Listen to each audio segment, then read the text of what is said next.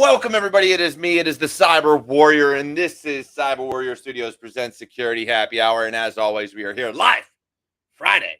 It's going to be an amazing show. Always is, though. So you know how we do around here. We energize, we get you moving, we get you ready for your weekend. So I hope you all stick around, watch the entire show. Make sure you like, comment, subscribe, all those fun things. If you're listening on podcast, please feel free to rate and leave a review. It would be amazing and help get us out there. So I look forward to the amazing conversation we're about to have, and I will see you all here in just a second.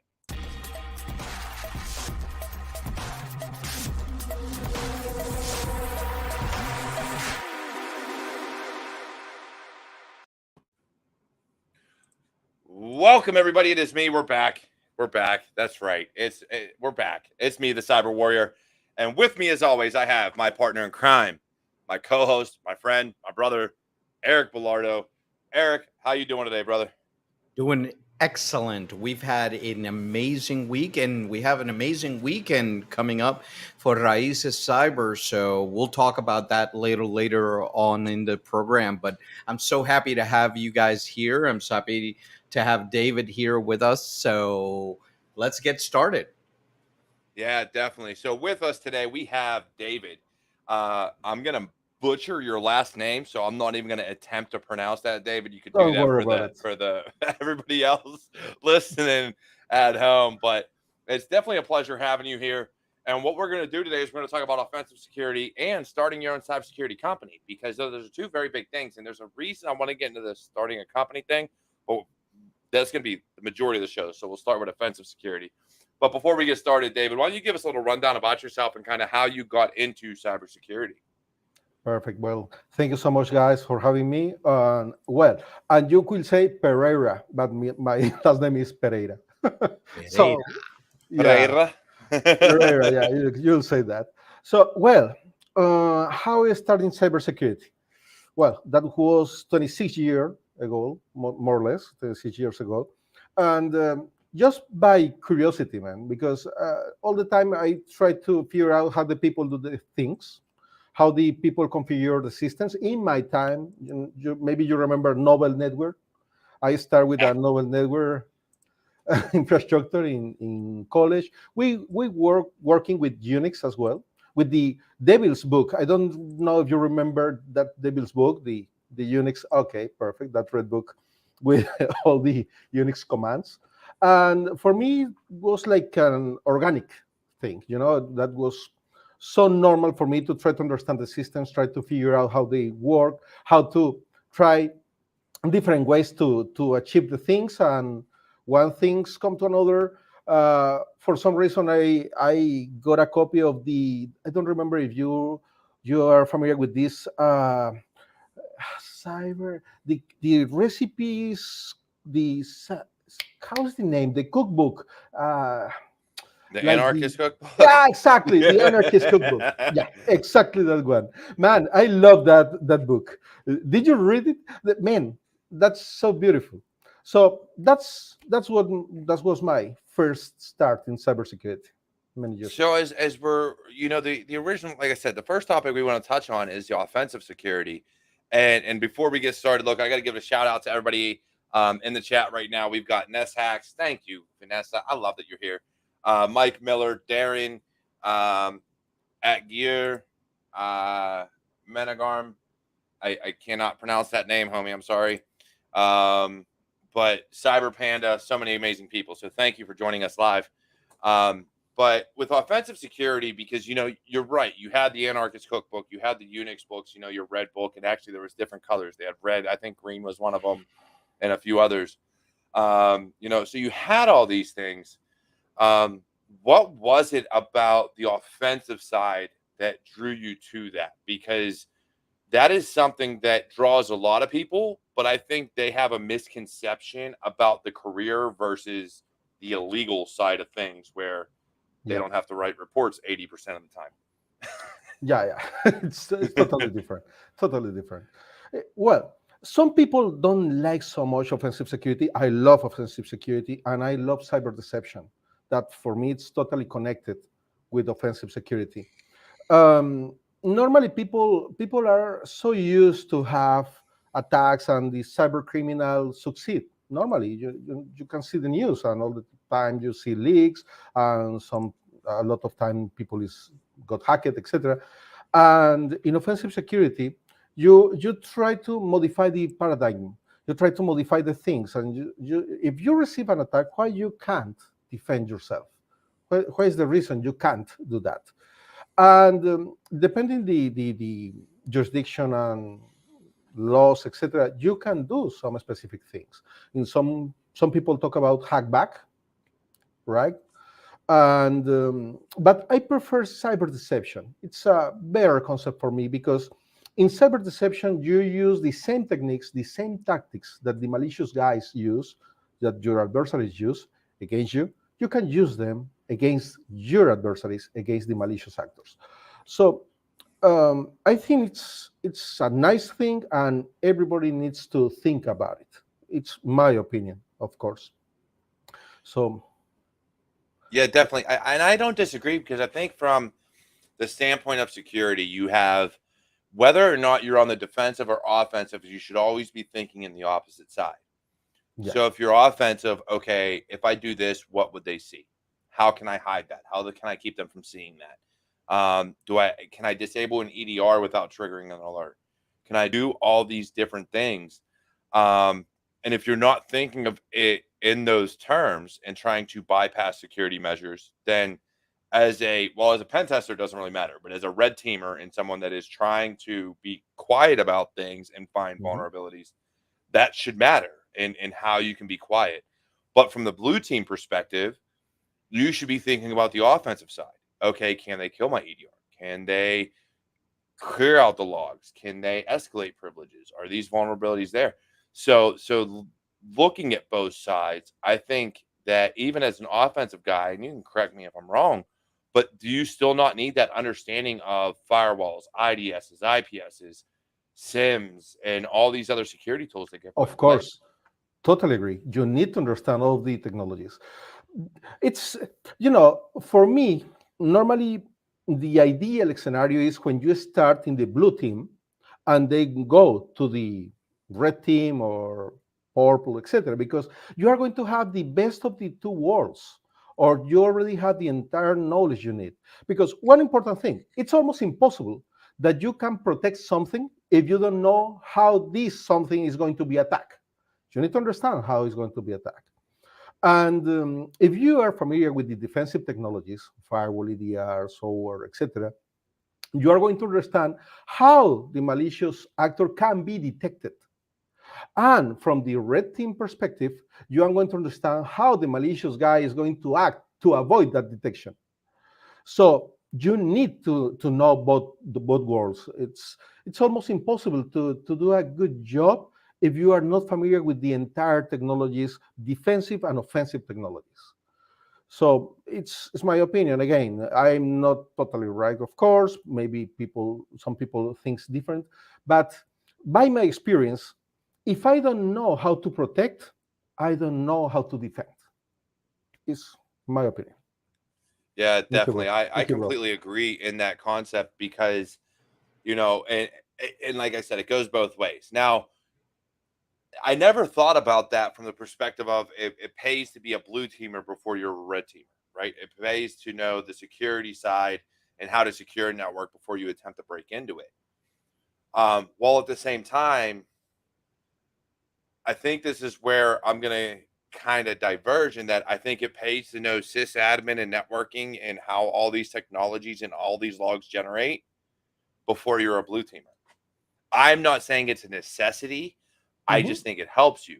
So in the form of how you can advance your career into red team, into being deceptive, into thinking like a hacker, you can start at the beginning of IT, and not necessarily the beginning. You don't have to be help desk, but system administration or network administration or engineering, working with routers, switches, firewalls, domain controllers, and then getting into the blue team side of things, where now you understand the logs that are generated. You understand how these things correlate. And you're like, okay, I know if I do this, this, and this is going to, generate this log. Now, as a red teamer, if you pivot over to there, now you're like, hey, I know all these security tools. And I know if I do this, I can bypass it and it won't generate a log. Exactly my point. Exactly. So I do. I think there should be a phase, and I do. I think an analyst job for security is one of the best jobs you could have as your first job. A SOC analyst is one of the best jobs you could have. Yes. So yeah, man, I definitely like that. Now you said you like OSINT. What is your favorite part about OSINT? Because we had Corgi on who talks social engineering and pen testing, and she had an amazing episode a few months back. But I want your opinion about OSINT and about kind of that social engineering concept and how OSINT plays into that. What do you like so much about it? Wow. To be honest, the process. I love the process. Starting with a small amount of information, like just a name or an email, a company name, and then you can pull the cord and grab more and more and more information. I love that part, the process, not the results. The results are great, of course, but I enjoy more the process, the deductions, the investigation. That's what I love, process in OSINT. Definitely. And we got Kev Tech here. He says he agrees on kind of the last comments we were making. You must know what you're protecting, which is why we learn fundamentals like port numbers, networking, operating systems, and etc. Exactly. And he's not wrong. This is why I say, as much as the Security Plus is like looked down upon by a lot of people, it is still a very valid certification because you learn all those fundamentals. And then Jess Bishop, that's my goal. She just started in a SOC with the goal of eventually going into red teaming or research. Some of the best red teamers I've met and researchers I've met started in a SOC. Of course. That's where they started. Griffin InfoSec, thanks for joining us, Griffin. It definitely helps to better understand from being a sysadmin. Been there, done that. Look, you ain't the only one. I started in the help desk, brother. Been doing this for way too many years. So working my way up, I completely agree. Understanding how these systems communicate, talk, or whatever does nothing but benefit a red teamer. Mm-hmm. And if you survive, I'm so sorry. What'd you say, Eric? I said, those help desk people. Helpless desk? Kevin. I'm trying to get Kevin, riled up. Man, to be in a help desk, it's for some people it's like a punishment. You should did something so bad in your previous life, because help desk is so difficult. Hey, Kev Tech, I've got something for you.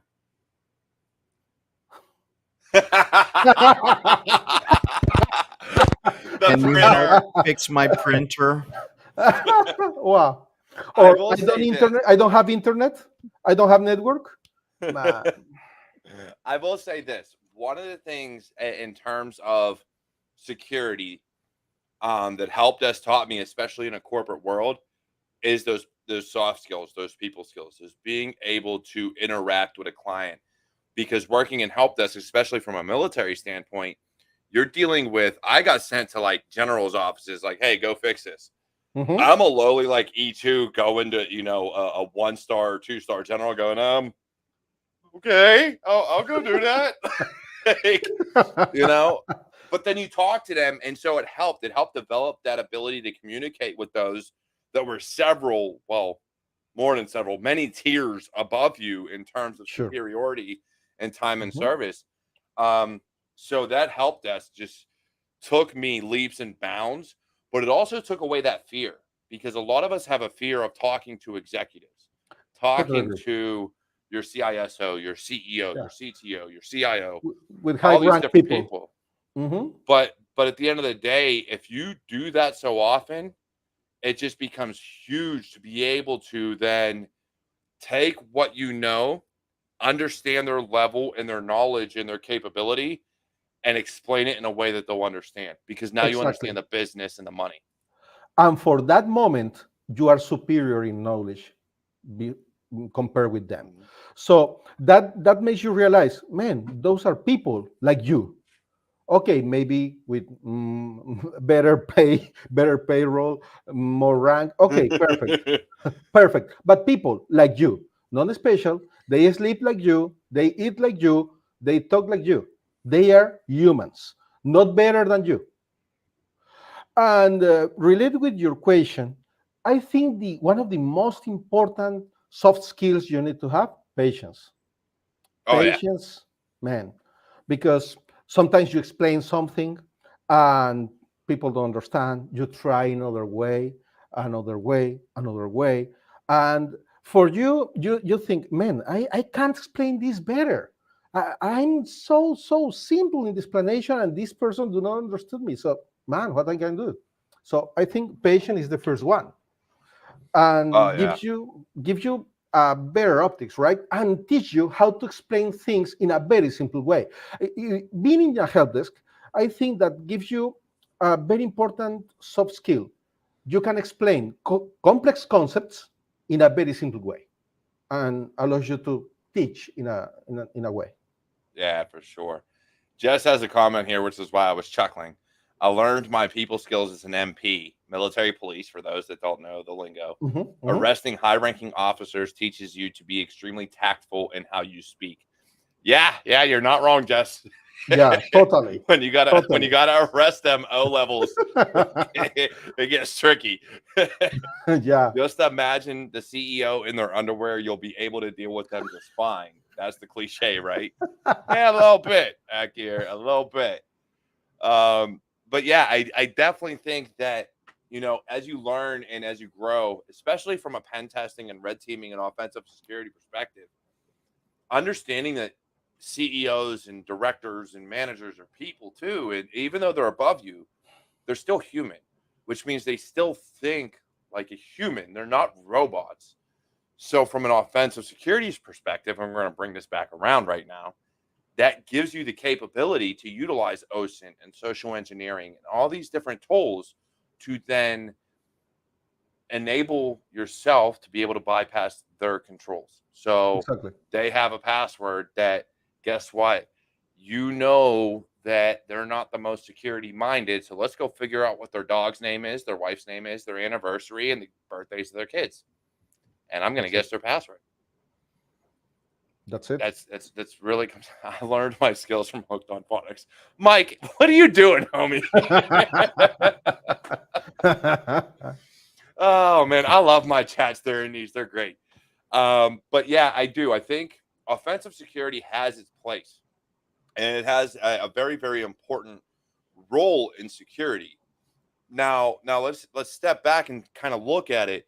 Do you feel that pen testing or security firms are better suited to do the offensive security activities versus a company trying to hire internally for a red team? Wow, tough question. Very good question. Well, normally I prefer to hire external people just because they are going to have a perspective like a real actor, a real adversary. Normally, if you are using your own people, they are going to have some knowledge that allows them to have a better perspective about cybersecurity or about how you manage your cybersecurity, your passwords, your policies, your physical security, etc. So to create or to have a more realistic scenario, normally I prefer to hire external companies. One of the things I recommend is to contrast. Okay, 1 year, let's do in-house. Next year, let's hire somebody external. And next year, again, we can do in-house with different people, etc. So you are going to have different perspectives. And normally, just, when you put different people in pen testing exercises or engagements, normally one pen tester can detect things that another pen testers can't, and those guys can detect things that this guy don't detect. So nobody can detect everything. And yeah, one Trash Panda have a very good point. External doesn't External get does bothered. not get bogged Mhm. down in politics. Yeah, Bureaucratic red tape is the demise of all internal security programs. yeah, yeah. I agree though. Third party is honestly the way I would go. Um, if not for the purpose of, you know, to your point, they don't know the infrastructure. They don't know what's there. So being able to find different things and find a different way in allows for that true hacker perspective, that Exactly. true attacker perspective. True adversary perspective. Correct. Yeah, I prefer that. I normally prefer that, and gives you a different point of view about your attack surface. Sometimes you have a lot of fog computing that you don't even remember. How many servers in the world have the name temp or temporary? Man, go to show them. Testing, Testing, staging, testing. something. Delete me. Yeah. Man, how many vendors come to you and say, hey, CyberPapa, I have the best tool ever. Just give me a server. I'm going to give you 3 months testing period for free. And I just need a server that can connect to your internal network, but in a cloud. That's it. I don't need nothing else. Man, and you forgot that server. And the external guy can detect that. The internal people don't even try sometimes how to detect the fog computing. They don't even try to detect buckets sometimes or unsecure buckets. Yeah. So I love the external perspective, to be honest. Yeah, and I look at it. Have you ever read? And people are gonna kill me for this. Kevin Mitnick's book where he talks about the Robin Hood hacker. Oh, I okay. can't remember the name of the book, which is why I'm just bringing up the pseudonym of the actual person Yeah, that did it. he has come like 3, 4, maybe I don't remember the Ghost in the Wires, maybe. I don't Yeah, remember. I forget what it's called, but Hmm. so he does a kind of he talked to the Robin Hood hacker, and again, people are going to kill me because I don't even know his name. But essentially, what this guy did is he got bored. He already knew security. He already knew all these things. He got bored at home and started finding vulnerabilities in networks, but he didn't exploit them. He knew they were there. He knew they were exploitable, and would go through an intermediary to say, "Hey, I know this is there. Do you want me to tell you how to fix it?"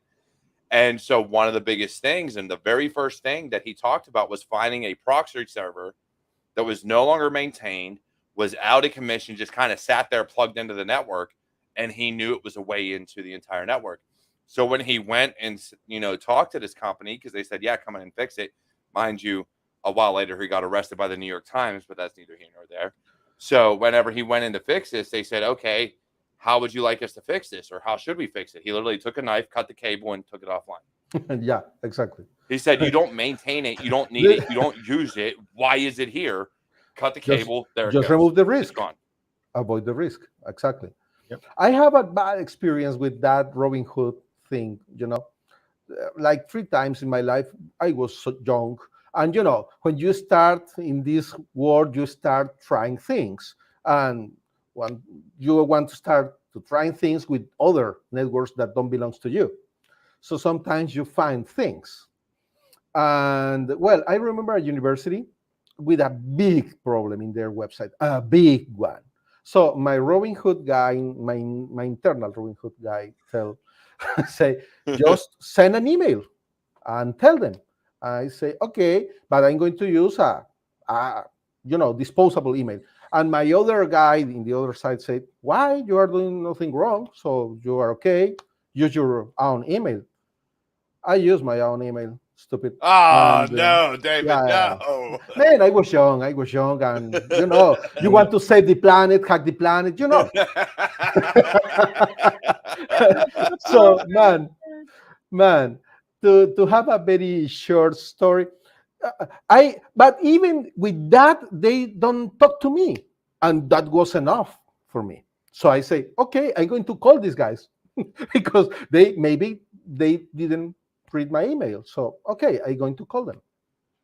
Man, I talked with like 10 people, 10, until I found the principal, the lower level of the principal, and this guy. The first question was not related with the problem; was related about why I tried this against them. And I say, I didn't try this against you. I just found it because I have a sense of blah blah blah blah blah. He, of course, didn't understood. And at the end of the day, he threatened me with their legal department. And man, and he asked me, remember me your name? And I say, Peter Perez. Okay, Mr. Perez. I'm going to, I'm going to pass There is this. a Peter Perez in some Colombian jail Yeah, right now going, I don't know what I did. no, I didn't do nothing. it's John Doe. It's John Doe, bro. It's John Doe. And like Fulano de Tal in some of our countries. So Peter Perez. Okay, Mr. Perez, we are going to sue you. And I go, "Okay, perfect. Go ahead, man. Man. And that in that moment I learned a big lesson. Never do that. Another lesson I learned, never DDoS somebody in a big conference with 500 people in front of you.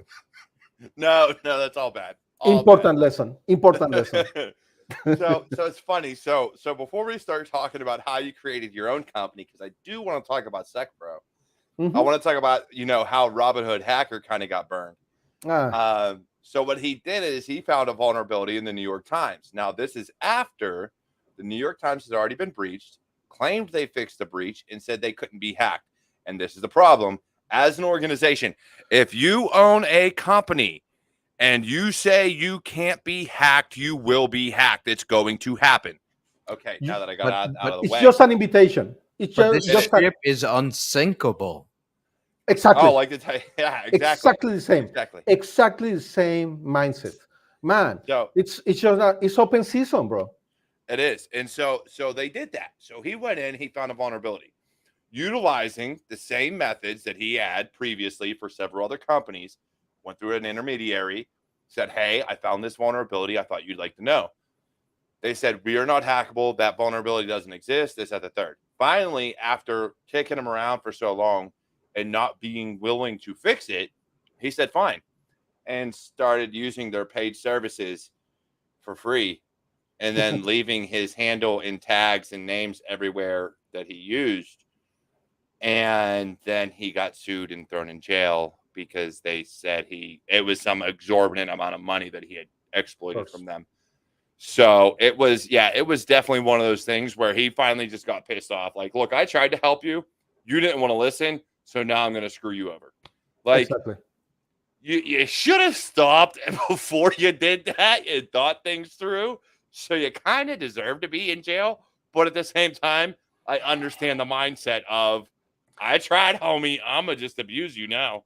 Like, I kind of get where he was coming from. I totally understand the mindset.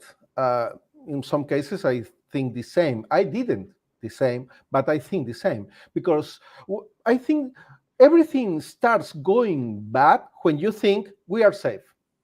Mm-hmm. When you think in that way, when you think that if you spend $1 million in technologies, you are going to be safe, man, that's the start of the sinking of the ship, right?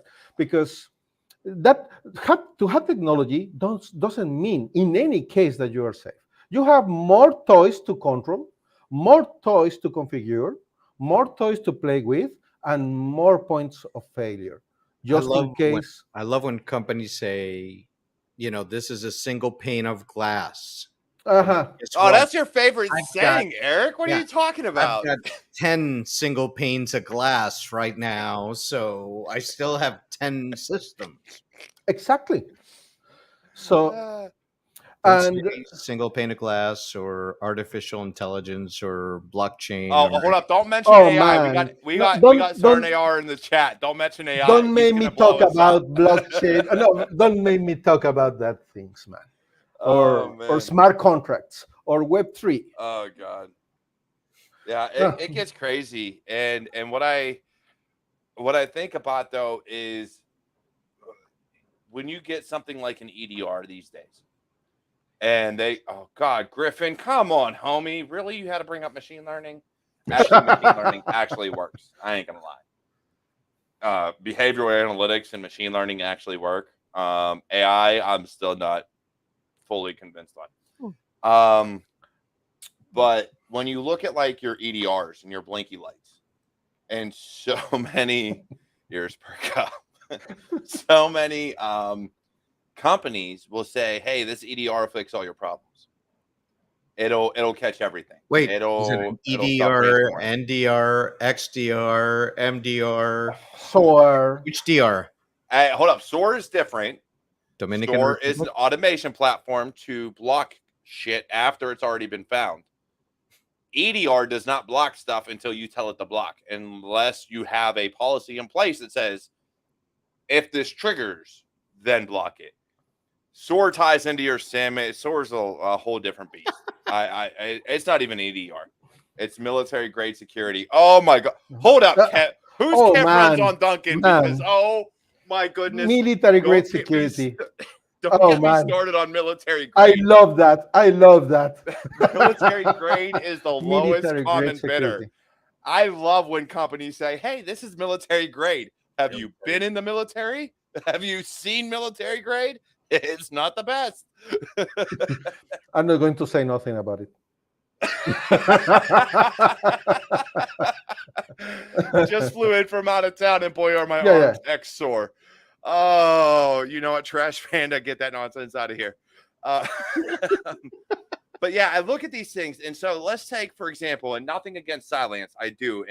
Properly configured Cylance works great when you have a team behind it that can actually configure it and tell it what to do and put the policies in place. But here's the problem. You pitch Cylance or CrowdStrike or any of these EDR platforms to a midsize or small business that does not have the team to manage and set it up properly. And then they're like, I don't have money, so we're not going to pay for ProServe to do it. So they install it like your standard antivirus, like Norton or a Bitdefender or something like that. With default and now all of a sudden, it doesn't work. I can log on to your system and launch PowerShell scripts all day. Nothing happens, nothing stops, nothing's blocked. It's a good thing. Right.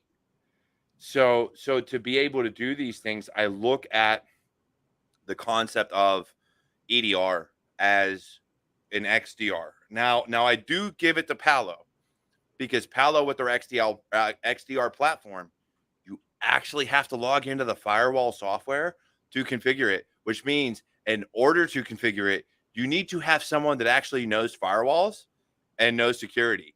Mm-hmm. So I do love Bitdefender. I ain't gonna lie, Eric. Bitdefender is my favorite. On a personal level, I've never used it enterprise, so I can't say nothing. I used Bitdefender for a while. I love it on a personal level. I've never used the enterprise version. But yeah, I do think XDR from the Palo perspective, they did it right because they're doing it from the firewall and an actual, you have to log into their console to configure these things and license it and know how to use it. From a team perspective, I still think all EDR pitches it as, hey, install this and run, not install it, configure it, and set up all your policies and actually be able to block shit. Man, it's all about money. Yeah, of course. At the end of the day, vendors say what you want to hear, and they just need to sell, right? So they just need to put their product in your company, and that's it. And they may pay checks that sometimes they can't pay in the real. They write checks that their ass can't cash. Is I didn't want to say that. I'll say it live online. This is my you know, they put their probes in your back plane, and you know. All right. So talking about that, let's talk about something, because now we're talking about companies. So when we talk about companies, I got to talk about the fact that, David, you own your own company. You own SecPro. Yes. Out of Colombia. So look, if you look up SecPro, find the one based in Colombia. Do not find any of these other numerous entities that exist. LinkedIn's the best way to find this company, by the way. So with SecPro, what spawned you in your career? What told you, I want to start my own company? Well, man, different reasons, to be honest. But the main one, you wanted money. That's it, man. No, you know, one. I was a consultant previously. In Colombia, we have a figure that we call like a consultant, and you can be your own company. You can be a company with your own name. And in one moment, the taxes starts doing crazy, and the regulations were so crazy about your duties. I mean, let's say I have one contract with you, so I need to pay my health insurance, a lot of different taxes with the contract I already have with you. And I have another contract, I need to start paying again for the same thing with the other contract. If I have 10 different contracts, I need to pay 10 times. So I say, man, that's crazy. That's not possible. So what's the solution? Create a company. So I create my company. So and that's the real reason, the start reason 15 years ago. Then uh, we start incorporating more people, very, very, very talented people. And in some moment, I realized, of course, I can't do everything. In the first time, we were only two people, and then we start incorporating more and more and more people, and we reach a lot of different companies, and we can grow as a group. So in one moment we start in that way, but in another moment we in the development we start viewing a different perspective. We can reach more people, we can reach more companies, we can provide more training, more knowledge with a group of very talented people. So that's the reason that SecPros exists today in Colombia and exists today in the United States. Yeah, definitely. And that's I love the fact that you exist for that reason, because you started it to do your own work, to be your own boss, to kind of make your own money. Yeah. Because you had your own ideas for how things should go for security and for organizations. Exactly. And then seeing the taxes that just spawned to get bigger and have different reasons from within Colombia. But what got it to where it's at today, right? So you have training, you have blue team work like incident response and forensics and all this other stuff. Mm-hmm. And I believe you have pen testing, if I'm not mistaken, too. Yeah, so the fact that you run the gambit of everything except GRC, is that the only thing that you don't do? Am I correct? Not so much. We have experts, but external experts to do that. Yeah. Okay. Our core is pen testing and training. That's our core in the company. We are very good pen testers, and we train a lot of people related with penetration testing and ethical hacking, etc. So that's our core. What about the training? Tell us about the training. Well, we provide training for different companies and law enforcement agencies around the world. We have the honor to train some amazing people like Secret Service or United States Air Force and similar entities. And in Latin America, well, a lot of cyber armies, Colombian cyber army and police, and like the DEA in Colombia, like narcotics agencies, and in Chile, in Argentina, in different countries. So to train, for us, it's organic. We love to train people because we think that this is one of the best ways to leave a good fingerprint in the world. I think that you can measure your success related with the amount of people you influence in a positive way. So it's my idea, it's my opinion, maybe totally wrong, but it's my idea. And so, it's what you do. You have to multiply what you do so that you can create more people like you to support this work that we do in security. Exactly. You can spread the word, right? So when you train, you have a lot of advantage. One of the things we were talking past Saturday, when you train, you learn twice. So it's great to teach, because normally the concepts are going to be fresh in your mind. And when you discuss something and when you teach something, you really understand that, because it's almost impossible to teach something if you don't understand that in a proper way. Correct. And when you discuss with concepts with people, they give you their own point of view, and you learn more, because training is bi-directional. Some people think that training is just related about an instructor and people hearing or doing things that the instructor says. And no, that's a wrong approach. Normally, training is bi-directional, with the experience, with the ideas. It's a sharing, an entire sharing exercise about knowledge, and I love that, and our company loves that. So, train, for me, it's one of the best things you can do. And to do penetration testing is the second one, because you can test things that very smart people put in place, and you can try to circumvent and bypass and go through, and I love it. I love that part as well. Yeah, it's crazy because training is something, and this is why Sands gets a bad rap for their price. But one of the things I've always loved about Sands training is their people have to work in the field. They have to be industry leaders. They have to be someone who's constantly doing the job. So it is bi-directional in the concept of I can sit there and ask a question and get an answer. But at the same time, if I find something new, they learn something new. They're not afraid to learn and have that back and forth conversation of how to do Mm-hmm. things. There has only been one other company, or at least one other person that I've met that is the same way in which they're trained. And that's Keytron Evans. He is the only one. He does training for InfoSec Institute, who was the same way, who he taught us so much beyond just an exam, beyond just a test and all this other stuff. It was, hey, this is how you do the job. This is how you do different things.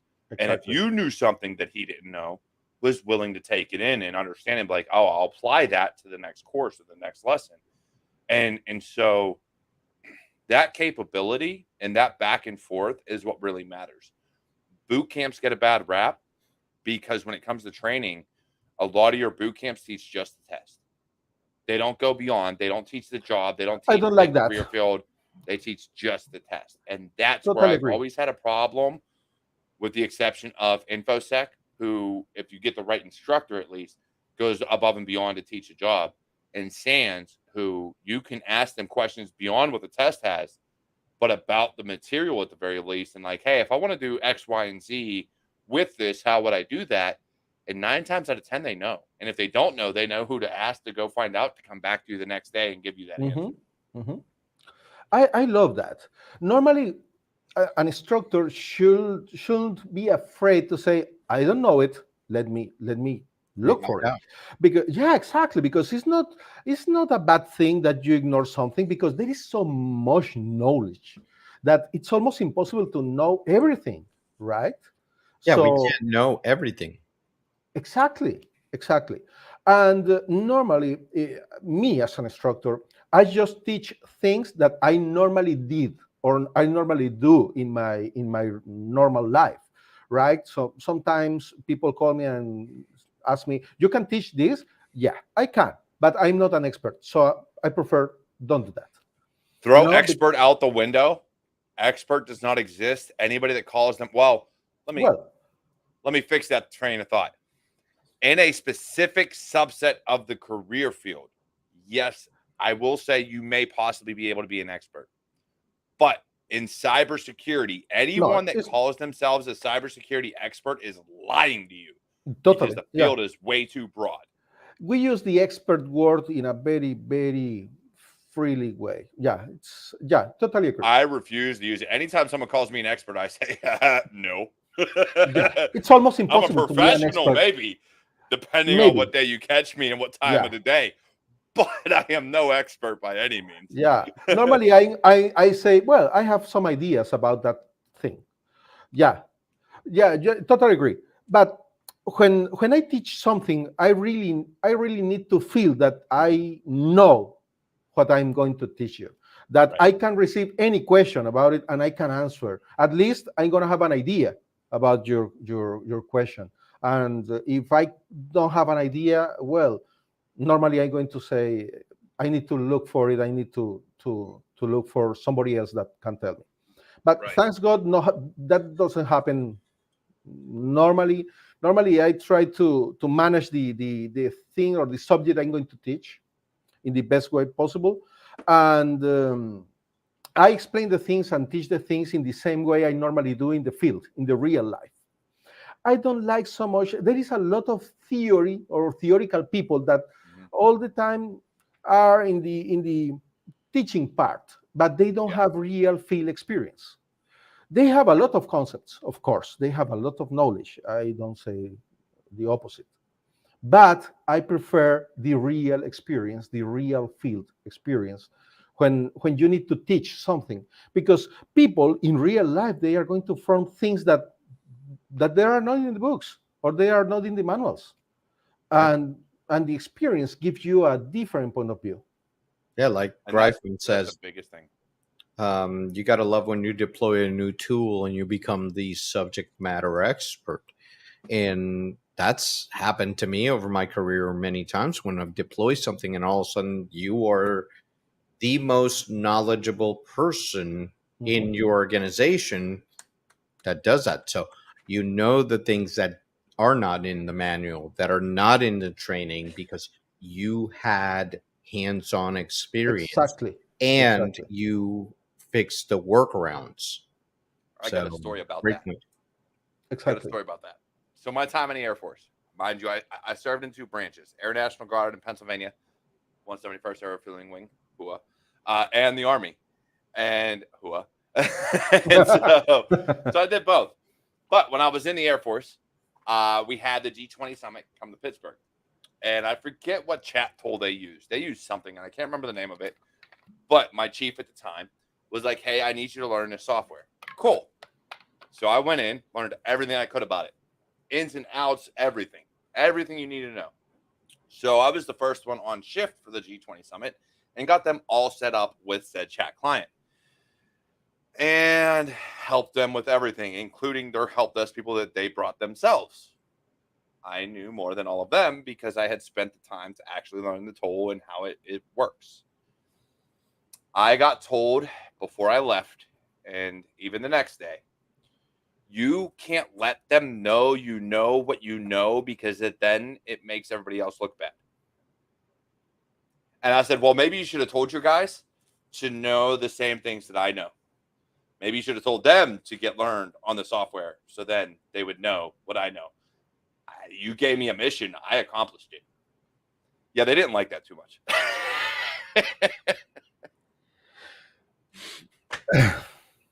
I trained all the help desk guys in the G20 summit.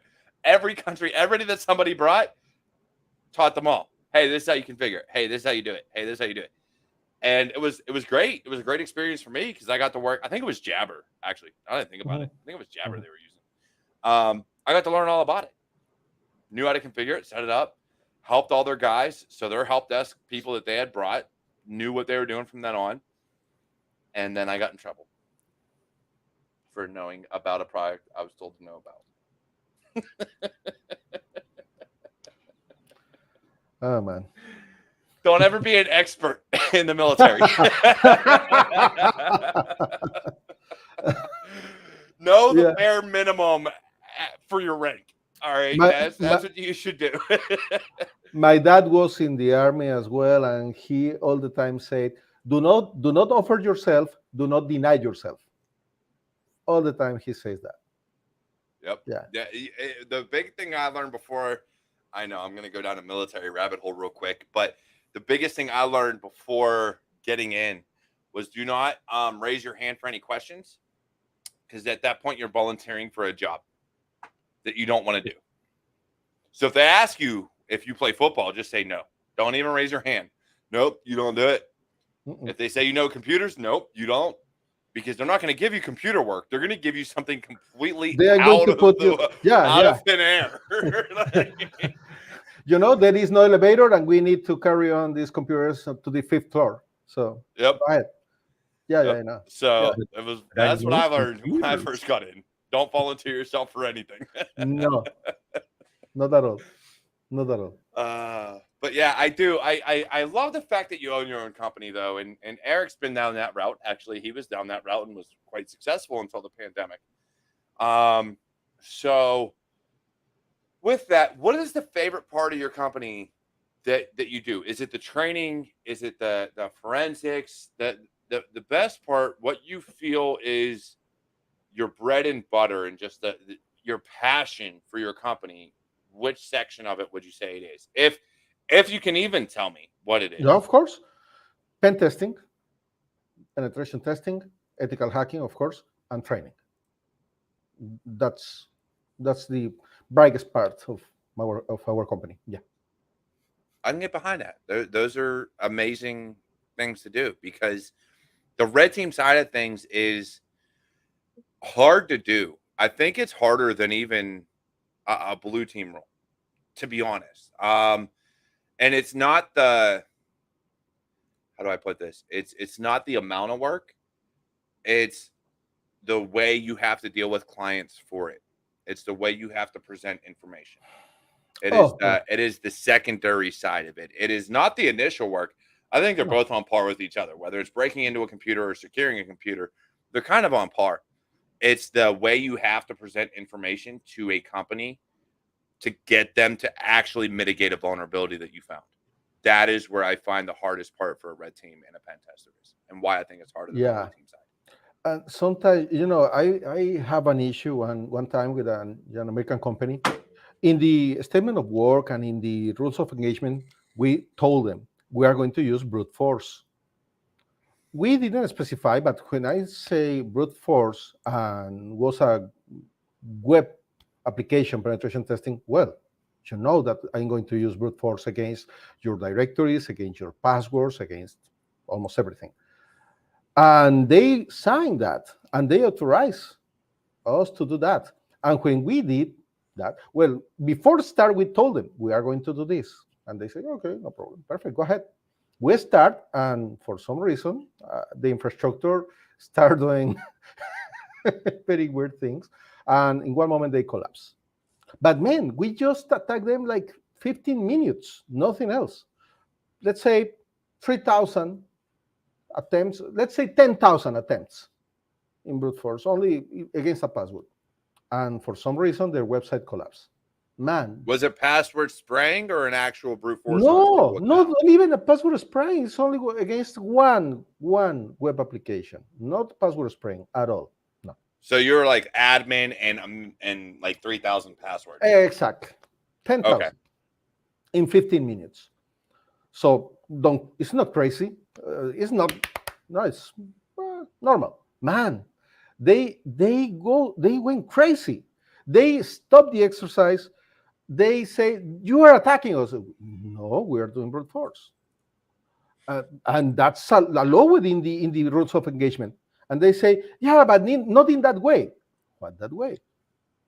What is a brute force for you? Please explain me. Because brute force for me is to try and try and try. And even some people can say, okay, fusing is not brute force. And for me, at the end of the day, it's very similar. You can tell me it's different. I call those clients cats, okay? Because the cat comes to you and says, "Oh, rub me this way," and as soon as you rub them this way, they turn around and go. Exactly. Yeah, that's what I call those clients. Yeah, man. And with those guys, we discovered a lot of open buckets, and we have like 10 days of engagements. And they don't allow us to finish. We start only 3 days, and in 3 days we found a lot of things, and they stopped the exercise. And in the final meeting, we present the results, the small amount of results we have, but we have a lot of things. And we found a lot of buckets. And this guy says, those don't belong to us. Yeah, but it's your database, right? Yeah, but that doesn't belong to us. Okay, perfect. But it's your database, it's your information, it's your personal identifiable information from your clients. Yes, but that doesn't belong to us. Man, I was like, what is happening here, man? So how did they give you a target that doesn't belong to them? That's where the question comes in. I don't know. We found in the website some connections to different clouds. And of course, we detect that those clouds are open buckets. And we told them, and they don't care at all. And that's where problems arise. There's Dancing Granny. As Eric went black for a second, he had no screen at all. Killing me, Eric, today. So Dancing Granny's on the screen. For those listening on podcast, you're truly missing out. Dancing Granny's amazing. She is here in all her gold chains and bling with, I forget what kind of hat that is, but we'll go with it. It's called a bucket hat. A bucket hat. Okay, there we go. So for those listening on podcast, please tune in. to our YouTube channel. You're missing out on a lot of fun. But yeah, I do think that from a perspective of a scope of work, as an organization and as a company that does pen tests, those finding those vulnerabilities within a cloud or an open S3 bucket or whatever the case may be are worthwhile findings. But from there, if it is not in the scope of work, that's where you're kind of like, well, hey, it's here. I'm letting you know I've done my job. Exactly. I've done my job. And if they say, well, that's not our responsibility, well, then if you get breached because some other company is holding your data that you are not asking to secure your data, then that's on you, homie. That's I don't know what else to tell you.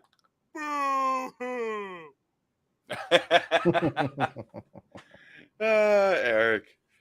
But that's what it is. And so that's why, like, where I work, we do a lot with like your third-party risk management and what they're doing and how these companies operate and how they secure their networks and their infrastructure. Because if we can't do a TPRM, then how can I count on a third party to come in to secure your network or keep your network secure? And so if you're dealing with clients in that scope of work and you say, hey, there's all these vulnerabilities, if they say we don't give a fuck, that's when you're just kind of like, all right, cool. Brush your shoulders off, walk away and say, I told you what to do. It's on you. Yeah. Because there's only two types of companies out there. Those that have been hacked and those that don't know it yet. Yeah, exactly. Some That's companies just need the report that they are safe and they are in compliance with something. They don't care. They don't really care about cybersecurity or their own security. So, unfortunately, there is a lot of companies in that way. Yeah. Hey, as we're on a security channel, I want to, this is my channel and I love to do these things. So I'm going to point this person out from Twitch just because it's me and it's fun. Want to become famous? Buy followers, primes, and viewers on mountainviewers.com. Look, let me point it out to you right here. If you throw your money away on that bullshit, not only will your channel get canceled, but you're a piece of shit. Okay, I'm going to throw that out there. All right. I use them. What are you talking about? If you use them, then they're a shitty company because you don't have even what I have and I don't have shit. And that's when we say, look, if you're not following Raisa Cyber on YouTube, Twitter, and everywhere else, you really need to. They're on LinkedIn also, as well as Eric Bellardo Cyber. Although Eric Bellardo, for some reason, hasn't been doing videos lately. So because he's been so busy. So he needs to like kind of get back to either doing Raisa's videos or Eric Bellardo videos. Either one works for me. I support them both. But yeah, bio.link/RAICESCY. RAICESCY. I will do it in phonetically. Romeo, Alpha, Indigo, Charlie, Echo, Sierra, Charlie, Yankee. Go there right after the show. So man, tomorrow we have an exciting day. We still have our CTF going on all week until Sunday at 12. So come check that out. The CTF is ongoing and we have a great group of people doing this Capture the Flag event. It's a fundraising. So please either go and donate some money or go play on this. And if you have somebody that you want them, you can donate and we can bring them in so you can buy something for them. Then tomorrow at 2 p.m. Eastern Daylight Time, we have the introduction to DFIR, okay, which is Cyber Warrior. Digital Forensics and Incident Response. There you go. So we have a chat on our Discord. So again, go to the bio.link RAICESCY and join our Discord and you can see those talks. We do them every Saturday, Summer of Cyber. Okay. And please come join us on Raices Cyber. All the links are right here. Thank you, Eric sir. keeps trying to get me to do a talk. I haven't done it yet. He keeps trying. Eventually I'll get there.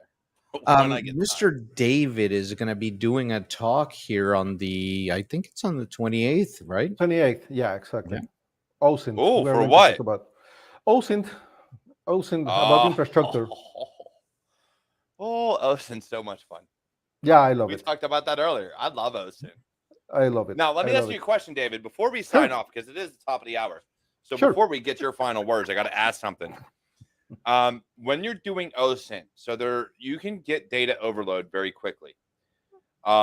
They're going to do a talk on pop book security. Hey, look, let's not talk about pop-up books, all right? As much as I want one of those on security, it'd be great for my kids. I read real books. They just have bigger words, okay? Like bigger lettering, so I can read it. But they still have pictures. So It's Don't judge useful. me. But when you're looking at OSINT, so I've seen things like Lee Baird, and I've used it. He came out with the Discover scripts for Kali, which utilizes like Recon NG, the Harvester, and all these other things, to really do a quick pull down of a bunch of open source scans. Right, you're pulling email addresses, names, and all this other stuff. Yeah. Secure the Yingling. Damn straight, Trash Panda. It's my Yingling, homie. My Yingling. So when you look at all this, do you prefer to do everything manually, or do you have specific tools for OSINT that you use? It's a great question. I do a lot of things manually in the start, but I use automated tools as well, like Spiderfoot, that gives you a lot of information in only one place. But normally, I love to use scripts, and I love to do manual things. Normally, the Yeah. best tools are paid versions. So if you want the real thing, normally you need to pay. And I love open source, and I don't have money. So it's a good combination to do manual things. we love Have open you? source. We Oh, love I open love open source. source tools. That's what I use at the company I work for. So if you use something, have you seen Lee Baird's Discover scripts? And I shout him out a lot on a lot of my videos because I love what he did for all it is a bash script, but it pulls all these different tools, Recon NG, the Harvester, Goo Yeah. File, a bunch of other stuff. Have you used his tool at all? Sometime, but normally I prefer to run the tools in an independent way, because sometimes those all-in-one scripts can fail for some reason. Sometimes if you want to run with only one API that change, you are going to have a problem in your script. So normally I prefer to run independent scripts. So I'm going to grab the information tool by tool. Funny enough, which is why I actually run that script so that I can tell him what fails. Really? I literally work with Lee. Like I don't work with him. I'm in his Slack channel, and when something fails for me, I'm like, "Hey, this is broke," and he's like, "Oh, let me fix that." Exactly. That's the problem. Normally, the companies are changing their APIs or the way they allow the queries. So that kind of scripts have issues. So normally, I prefer manual tools, and I can fix them. It's a preference thing. It's nothing different. Oh man. Yeah. I don't. Good. I completely agree. Running the tools independently, because then you can see what fails, how it fails, why it fails, and either fix it yourself or just say, you know what, I'm not going to use this one. Exactly. One of the benefits, I will tell you this, with Lee Baird script anyways, is if it fails, it just goes to the next tool. But the downside is when it's like harvesting names for clients or for a company, is if you have either the name of the company in your last name or in your name at all, or if you're one of those fake accounts claiming to work for that company on LinkedIn or something like that, guess what? Your name gets pulled for all of the information. Oh man. You better hope you're not dealing with a company that has a common last name as the name of the company, because then you get a bunch of them. I dealt with that. It's brutal. I've looked through it. But that's where, again, to your point. Oh, I just lost one of my earbuds. To your point, the manual, I don't even like, I love tools. Sudo apt install beer. Damn straight, Sergeant AR. PowerShell -get beer right now. That's right, KevTech. I like tools. Oh my God, we got another one. Sudo yum install beer for the Red Hat folks. Yeah, you're right. I do like tools. Mhm. I do think though they can produce data overload, especially from an OSINT perspective, because there's so much false information out there, A lot, or a lot. when you're looking at SOC accounts and like, oh yeah, I work. When you're pulling LinkedIn APIs, anybody can say they work for a company. Yeah, It doesn't matter if that company is not monitoring who's saying that, which a lot of them aren't because they don't have the team to handle it. exactly. Companies with You can actually 5,000 do this. people working there, right? So yeah, Yep. So very now you're common. getting a bunch of people and a bunch of fake email addresses or fake accounts. Like, oh, I'm gonna try all these. So it can be data overload really easily. A lot. Yeah, I normally prefer to create scripts to try to clean all the data, and it's for me it's easier in that way. So you can clean emails, you can verify those accounts really exist or not, and then you can make a declaration about it. Yeah. Definitely. So before we sign off, I want 2 bits of information for you from the offensive security perspective. What is one thing that those that are trying to break into offensive security should know? That's number one. And number two is, if you were going to start a company, especially a cybersecurity company, what bit of advice would you give someone trying to do that? Wow, very good questions. Let's start with the last one. Uh, I think, yeah, yeah. Yeah, it's like my doctor told me to watch my drinking, so I bought a mirror. Oh, I love it, Kev. Very Hey, good one. look, we'll get on vid chat. Me and you will watch each other drink all day. It'll be okay. Very good one. You. Well, if you want to start your own cybersecurity company, you need to focus in your core. Don't try to do everything. Don't try to do everything. I normally never trust about companies that do everything. You know, it's almost impossible to be good in everything. So focus, select one of the specific things that you are good, and take that path. Never quit. Never quit. It's not easy to have your own company. Everybody says, "Oh, I'm going to be my own boss." Everybody talks about the beautiful part, not the real part. The real part is if you have employees, you need to pay those employees. Payroll is a sacred thing. Everything can fail in the company, but the payroll is a sacred thing. So Right. you are going to front nice days and dark days as well, and you need to be prepared to front both of them.